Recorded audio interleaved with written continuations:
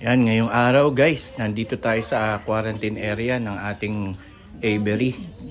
Meron nga pala tayong dumating na 3 ibon. Itong 3 ibon na to, hiniram sa atin mga tropang kalapatids. Kababalik lang sa atin ito. Yan, 2 hen, tsaka 1 cock. Ibabalik natin sila sa kondisyon para gumanda ang kanilang health at magamit natin silang 3 uli.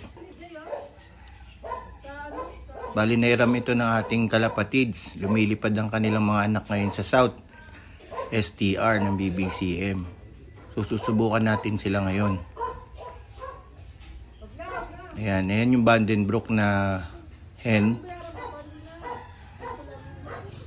Galing pala kay Jong Benko. Ito naman yung Stitch Emil na producer na ng Almar Clacker. Allen Summer Clacker pala, sorry. Tapos yung cock, yan naman, Banbunde rin. Proven na rin yan, nalipad na rin natin yung anak niyan. So ayan si Stitch Emil, napakaliit na hen.